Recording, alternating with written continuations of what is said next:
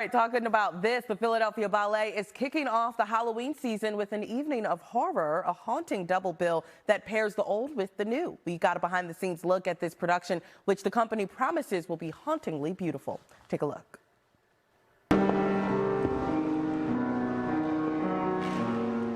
A chill is in the air as the Philadelphia Ballet sets the stage for an evening of horror. I think the whole ballet is going to be fantastic.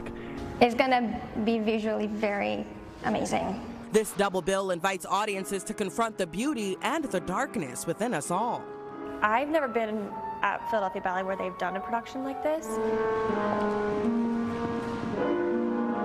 Valley of Death, a world premiere by resident choreographer Giuliano Nunes. The story centers around a masked ball that slowly turns nightmarish. Oscar and Beth are a couple and they're having an event. A ball. A ball. They're having a ball at their home.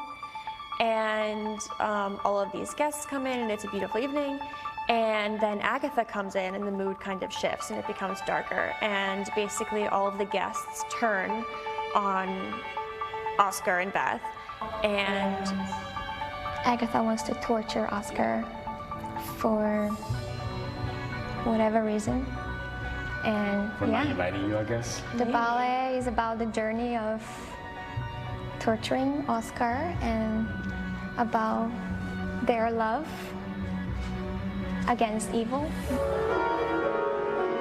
Guided by Giuliano's darkly beautiful choreography, dancers say this piece pushes their body, mind, and spirit to the edge. I really love working with Giuliano. I've been working with him since his first creation. His style of choreography, it really takes you to your limit. So basically he bases himself on your ballet technique, but he pushes you further, like to your limit, like to your exhaustion. Also, I really like working with him because he really kind of opened up of the opportunities and options that how much you can offer. And that challenge is needed given the ballet's emotionally dark themes.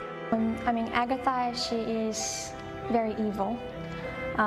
So when the ballet starts, I have a little bit of time before I go on stage, so I really take that time to focus myself and just become very inside, like really get in my head and really get in that mindset. Not an easy task for Ty's Goals, whose on-stage enemy happens to be her real-life husband.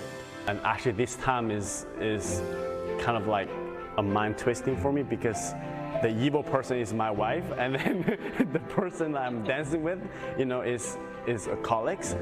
So I'm trying to I really felt like the energy is like opposite. The Mills Fall River Legend, a dramatic retelling of the infamous story of Lizzie Borden, the woman acquitted for the 1892 murders of her father and stepmother.